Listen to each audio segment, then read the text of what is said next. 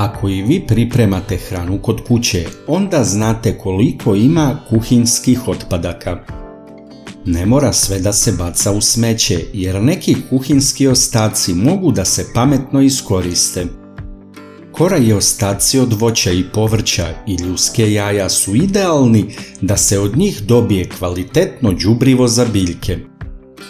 Ovakva prirodna đubriva su uvek cenjena i biljke ih vole. Nakon odgledanog videa ostavite komentar na ovu temu. Zanima nas vaše mišljenje i iskustva.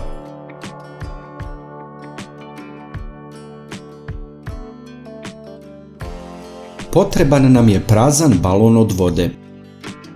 Punimo ga kuhinjskim ostacima.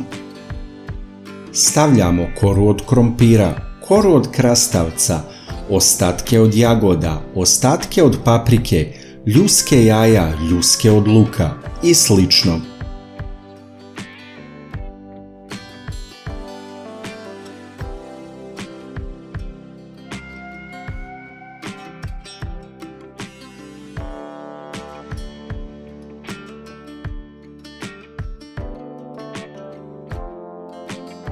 Kada je u pitanju ovaj materijal za dobijanje tečnog đubriva, najbolje se ograničiti na koru od voća i povrća i ljuske jaja i nećete pogrešiti.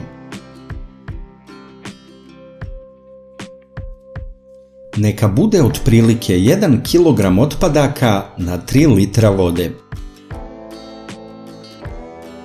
Kada ste napunili plastični balon sa ostacima, onda nalijte vodu gotovo do vrha.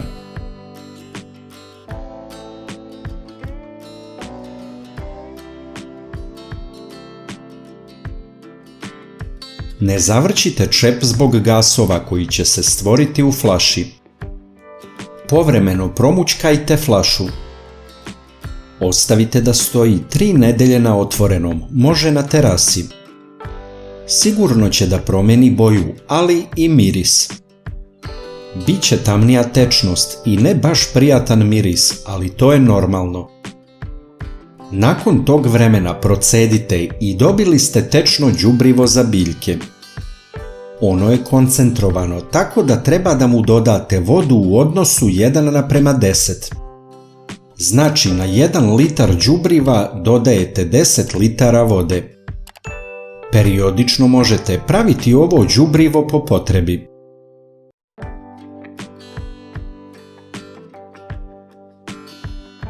Ovo tečno đubrivo može da se koristi za prihranu cveća, povrća i voća.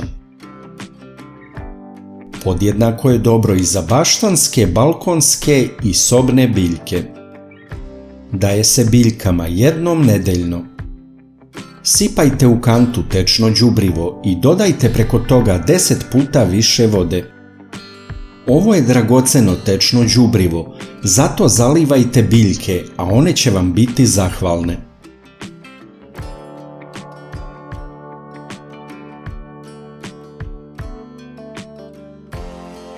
Najlakši način da podržite naš rad je da lajkujete video.